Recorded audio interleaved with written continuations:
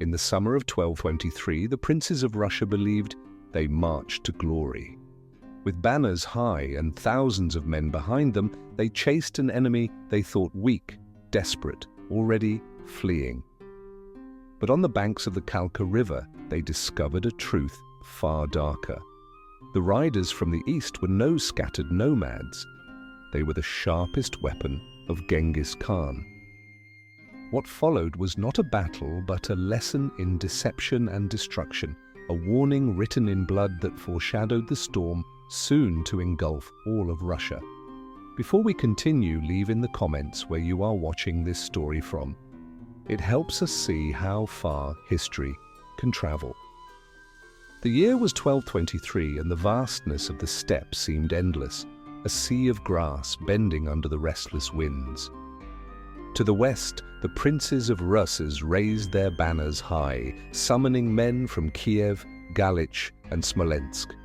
Their enemies had crossed into their lands, strangers from the east, whose name was only whispered with unease. The Cumans had begged for help, warning that what struck them today would fall upon Russes tomorrow. Pride demanded an answer, and the princes swore to deliver it. Mstislav the Bold rode at the head of the coalition, his eyes fixed on the horizon where dust clouds betrayed the retreat of the Mongols.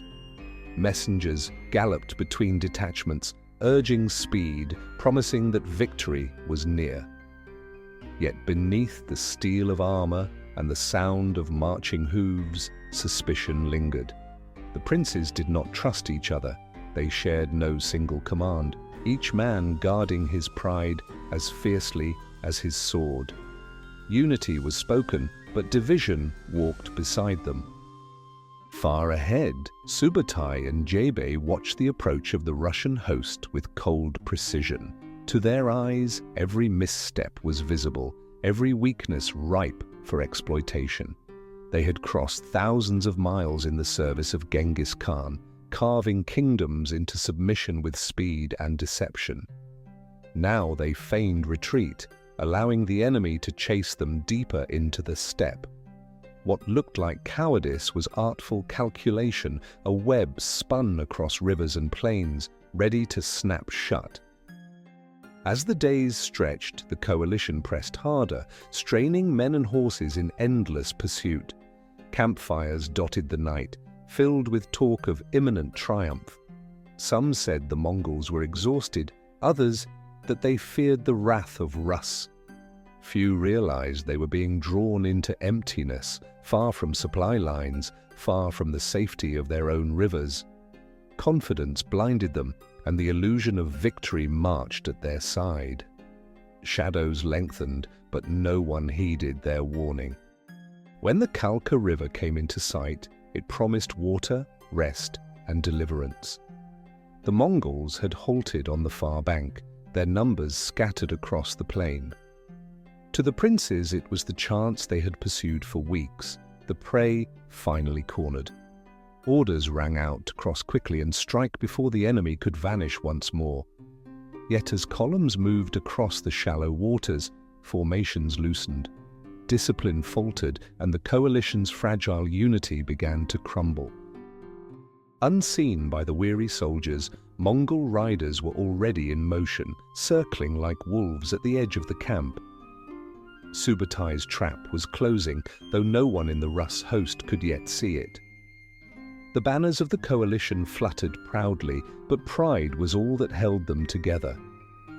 On the banks of the Kalka, a reckoning waited. What began as a march of vengeance was about to be rewritten into a story of ruin. And the echo of that ruin would not fade. The river crossing had barely ended when disorder became visible. Princes quarreled about where to set their lines, each certain his banner deserved the center. Soldiers moved without harmony, eager to seize honor before their rivals. Amid the confusion, scouts returned with hurried words. The Mongols were not broken, only waiting. Still the warnings went unheeded. Pride outweighed caution, and the coalition mistook scattered enemies for weakness instead of deliberate design. On the far bank, Mongol drums sounded with eerie rhythm. Riders shifted in patterns that seemed chaotic to untrained eyes, but each movement served a purpose. Subotai's voice carried calmly. "Let them come closer. Let them believe we are fractured." Jebe added with a thin smile, "When they are most certain, we strike." Their warriors understood without hesitation. Discipline was their bond, sharper than any steel. No Russian prince could match such unity of command. As morning advanced, dust rose like smoke from the plain. The coalition spread out, fragmented in pursuit of different objectives. Some princes charged recklessly toward the center, convinced a swift blow would end the battle. Others lagged behind, unwilling to shed blood for rivals' glory. The field itself betrayed them, a wide plain where cavalry could encircle at will. Unseen arcs widened behind their backs, Mongol horsemen flowing silently into position. The trap tightened with every passing heartbeat. Suddenly, the illusion broke. The Mongols wheeled as one, their feigned retreat transforming into a storm of arrows. Showers of shafts fell upon the rushing Russians, horses reared, men cried out. Confusion spread faster than command. Mstislav shouted for order, but his words drowned beneath the thunder of hooves. The enemy they had chased now struck with calculated fury, cutting deep lines through unsteady ranks. What was to be triumph became terror in the space of moments. Across the river, chaos deepened. Units tried to rally, but the coalition fractured entirely. Princes acted alone, each attempting to save his own contingent. Soldiers screamed that they were surrounded, and for many it was true. Mongol cavalry crashed into their flanks, splitting bodies and scattering formations. The discipline of the steppe shattered the disunity of Rus. Where banners once stood proud, only confusion and despair remained. The Kalka drank the first blood, and the flood was only beginning. By nightfall, the plain was a graveyard in motion. Thousands lay slain, their bodies pressed into the earth by the relentless hooves of Mongol horses. Survivors fled in all directions, pursued until exhaustion delivered them to death. The princes who remained were captured, bound, and led into silence darker than any battlefield. Subotai looked upon the carnage without triumph, only certainty. He had broken an army not through numbers, but through its own weakness. The vengeance of the steppe had spoken. The Mongols did not merely defeat their enemies, they dismantled them piece by piece. As daylight faded, survivors were dragged from the battlefield, stripped of weapons and bound in silence. Among them were nobles of great rank, men accustomed to command and obedience. Now they stood helpless, surrounded by riders whose eyes reflected neither pity nor hesitation. For the Mongols, victory was never just conquest. It was demonstration, a warning carved into memory and bone. Mstislav of Kiev, weary and broken, spoke to his captors. "Spare my men," he pleaded, "and I will yield myself." His words carried weight in his own land, but here they were meaningless. Subotai listened without expression, his gaze cold as stone. Jebe answered instead, "Mercy is wasted on those who cannot command themselves."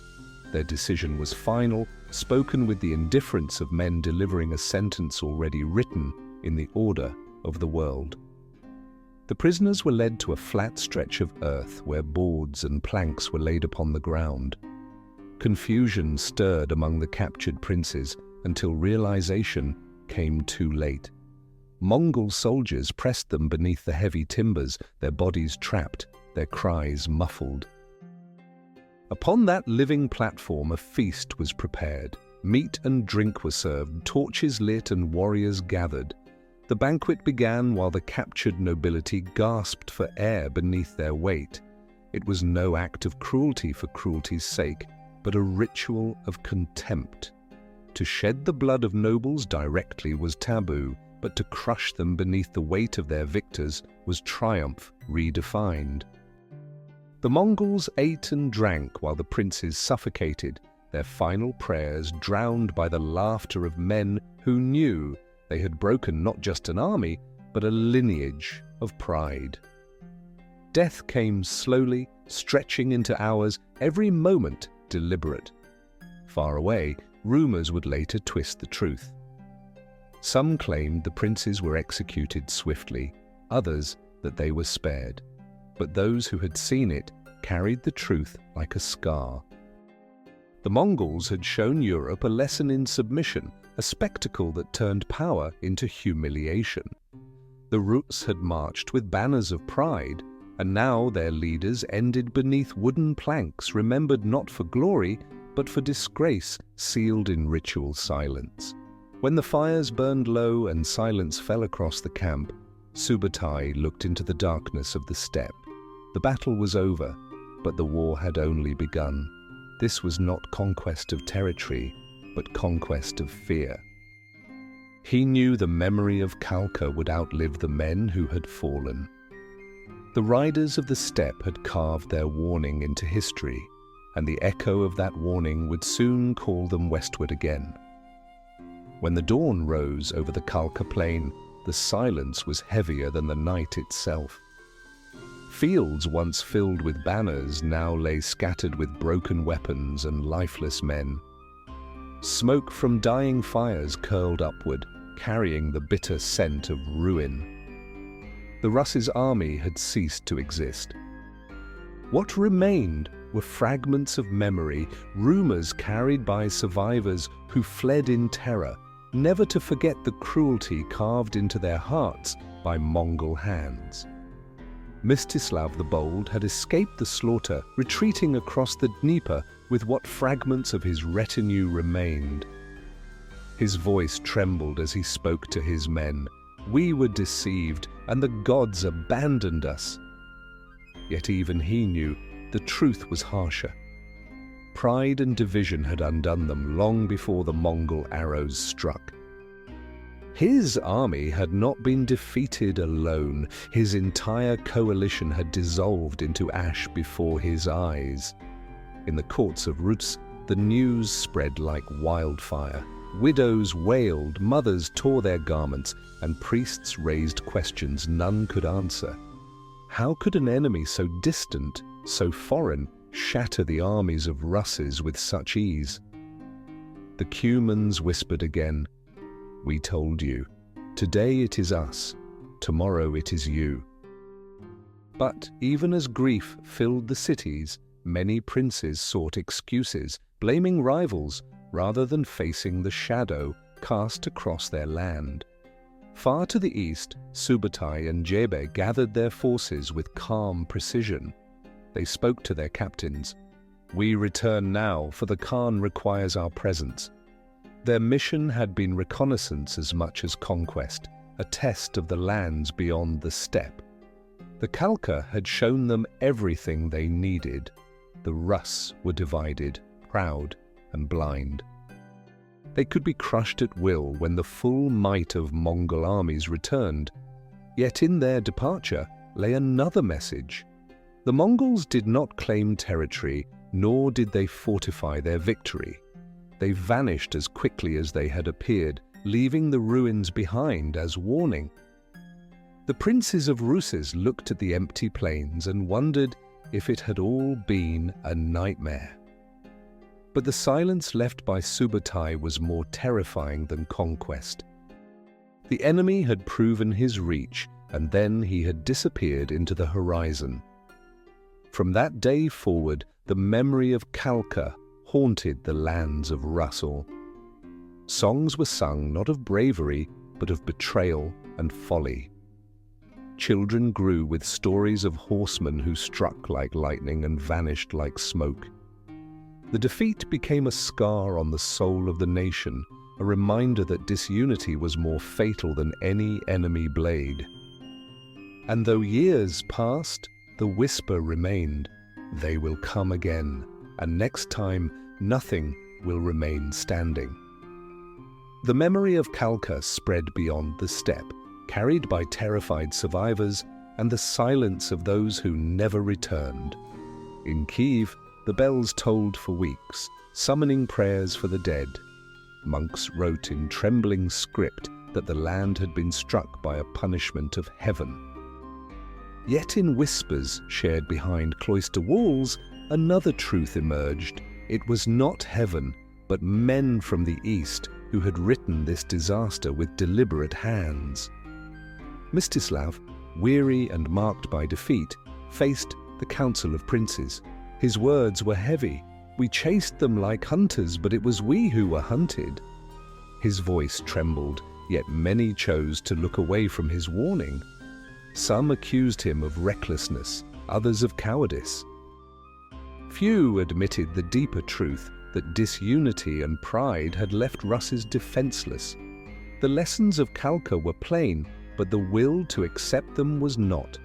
Merchants carried tales further west, across Poland, Hungary, and beyond.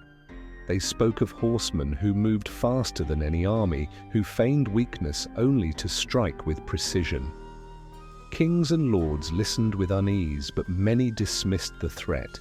They said the horsemen would never dare to cross so far into Europe.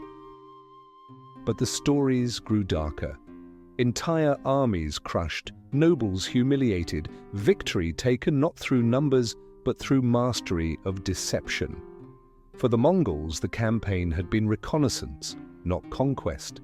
Subotai told his men, "We return with knowledge greater than any treasure."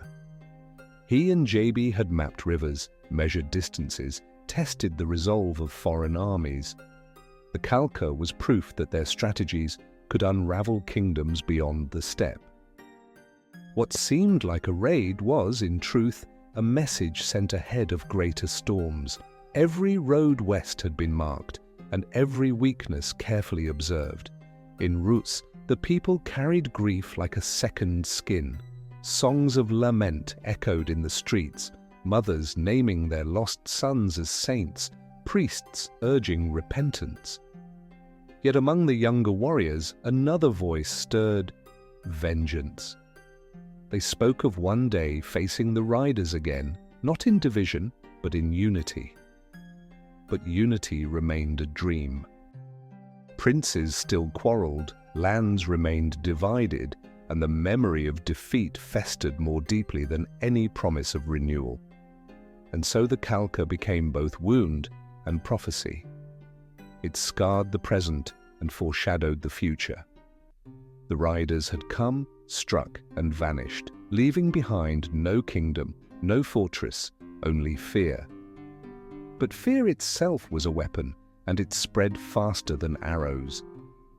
Across Ruses and into Europe, the name of the Mongols began to grow heavy, whispered like a curse.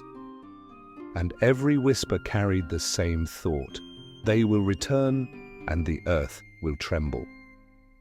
In the months after Kalka, the princes of Rus attempted to rebuild their shattered prestige. Councils were held, vows of unity sworn, yet suspicion lingered like poison in every hall. Rivals accused each other of betrayal, each claiming the other had abandoned the field too soon. The truth was simpler and far more damning. They had been unprepared for an enemy unlike any they had ever faced. But pride disguised confession, and pride would endure. Mstislav stood once more before his peers, demanding preparation. "We must learn their ways," he urged. "Their speed, their deception, their unity will return against us." His warnings were heard, but not embraced. Some princes scoffed openly, saying the riders would never dare to return across such vast distances. Others nodded solemnly, but their promises dissolved the moment they returned to their lands. The coalition that had collapsed at Kalka could not be reforged. Beyond Ruses, the stories traveled further. In Poland, nobles debated the veracity of the rumors. Some dismissed them as exaggerations meant to mask Russian failure. Others listened more closely.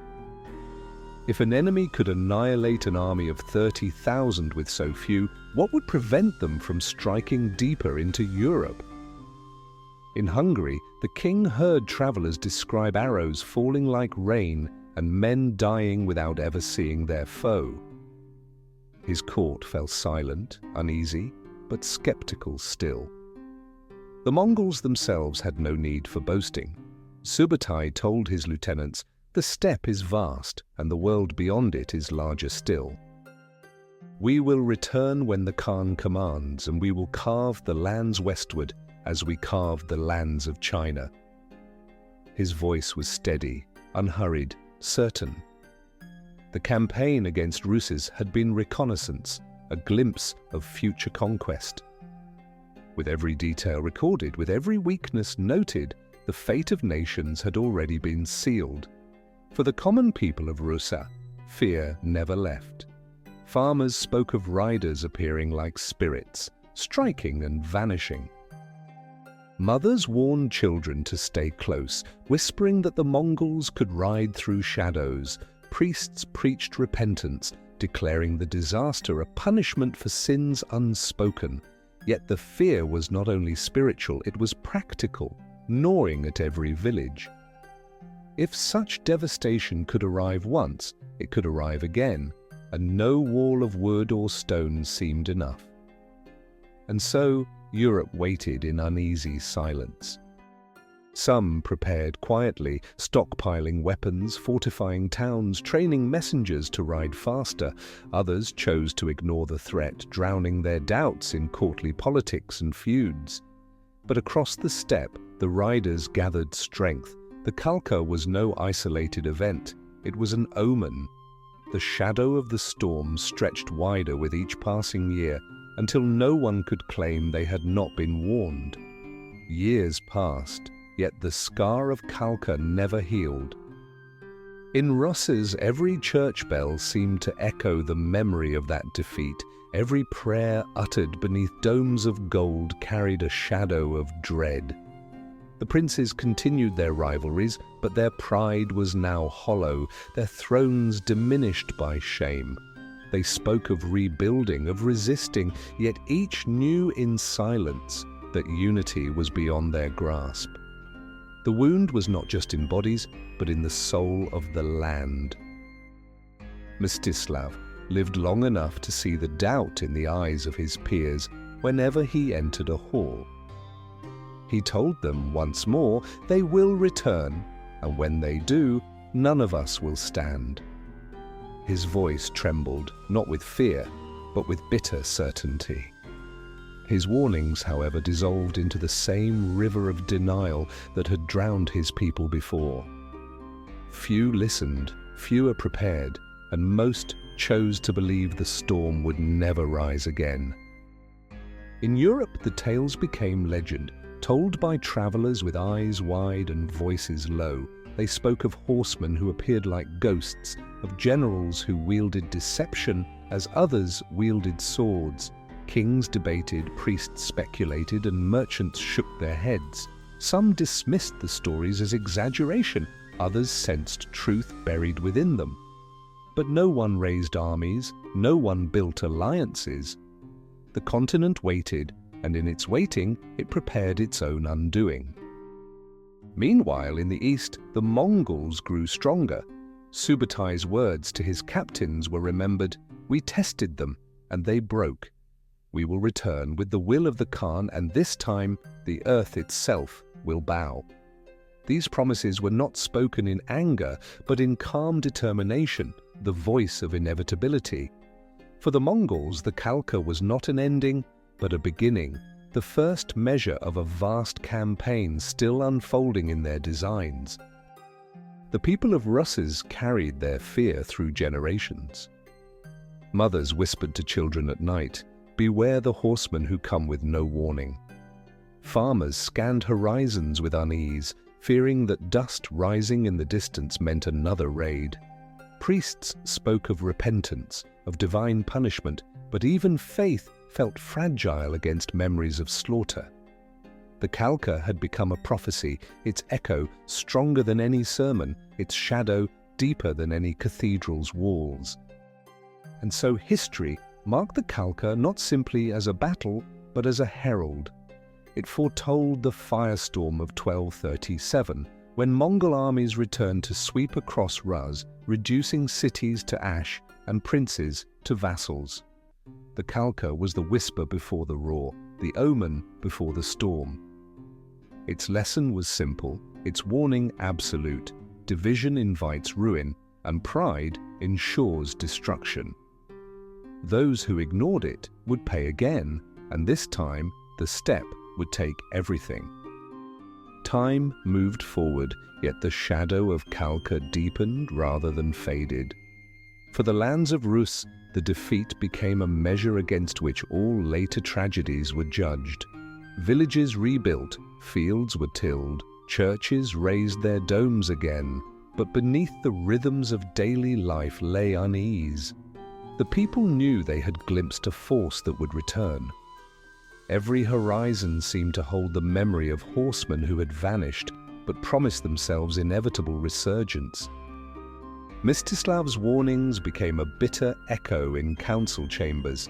He told his fellow princes, "You still quarrel while the enemy gathers strength." His words struck like stone, but fell upon hardened ears. Ambition still outweighed reason. Pride still eclipsed unity. The lesson of Kalka, written in blood, was spoken of, but never embraced. To admit it fully would mean admitting their own failure, and that was something few among the rulers could ever bear. In Europe, the stories continued to circulate, but distance dulled urgency. Kings asked their envoys, "Are these tales truth or fable?" Some envoys admitted they had no answer. Others whispered of survivors whose eyes still trembled at the mention of Mongol names. Still, armies were not raised, alliances were not forged. The continent drifted, lulled by the false belief that seas, forests, and time would protect them from a storm that had already chosen its path. The Mongols themselves carried no illusions. Subotai told his captains, "The west is fractured, the soil ripe for conquest." Jebe nodded and answered, "When we return, we will not come as raiders, but as masters." These words were spoken in calm assurance, not fury, for their confidence lay in the discipline of their armies and the failures of their enemies. What had begun as reconnaissance at Kalka had become the prelude to an invasion destined to engulf nations. Among the common people of Rus, faith began to waver. Priests urged prayer, insisting calamity was divine punishment. But mothers whispered another truth to their children. The horsemen themselves were punishment, swift and merciless. Farmers built deeper cellars, villagers sought safety in forests, and all knew instinctively that defenses of wood and stone could not halt the riders. Fear became inheritance, passed from father to son, mother to daughter, as naturally as land or blood. And so the Kalka lived on, not merely as memory, but as prophecy sharpening into reality. Its echo warned that the Mongols would return, not with 20,000, but with armies vast enough to swallow cities whole. What had been whispered in dread now became a certainty. The omen was fulfilled. The plain of Kalka had been only the first chapter, the opening line of a story that would end with fire, submission, and the reshaping of the world. In the winter of 1237, the prophecy of Kalka awoke in fire. The Mongols returned, no longer a probing force, but a tide of war. Batu Khan, grandson of Genghis, rode with Subotai at his side. Their armies were vast, disciplined, relentless. Where the horsemen once vanished, now they came to remain. The silence left at Kalka was broken by thunder, and the land of Ruses trembled beneath hooves that never ceased. Cities fell in flames, their walls crumbling beneath siege engines unknown to Rus. Ryazan was first, consumed in a storm of fire and steel. Survivors fled toward Vladimir, begging for aid, but no salvation came. Vladimir itself burned, its churches collapsing in smoke. Chroniclers wrote that the sky darkened from ash, that the bells rang as if mourning the city itself. Every memory of Kalka returned, no longer distant, but pressing into the present with merciless weight. Mstislav's warnings were remembered too late. Princes who had once mocked him now faced the truth in horror. They tried to rally men, but unity still eluded them. Each defended his own city, his own pride, while the Mongols advanced with unity of purpose. Subotai told Batu their strength lies in division, and Batu replied, "Then we will strike them piece by piece." Their words were not boasts, but sentences of death, fulfilled with precision. Kiev, once the jewel of Russia, met its fate in 1240. Mongol engines pounded its walls until stone gave way, and the city that had once shone as the mother of Russes was reduced to rubble. Priests prayed until silence drowned their voices, and warriors died upon the rubble of their faith. Chroniclers said the Dnieper ran dark with ash and blood.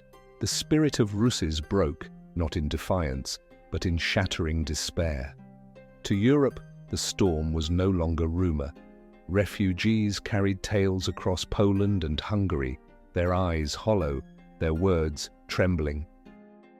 Kings listened in disbelief as they heard that entire cities had ceased to exist, that armies had vanished like mist before the riders. Yet disbelief soon turned to fear, for Mongol banners appeared on their own horizons. Kalka had been the omen. Now the prophecy reached their gates and none could claim ignorance. Thus the story of Kalka found its cruel completion. What began as a warning had become apocalypse.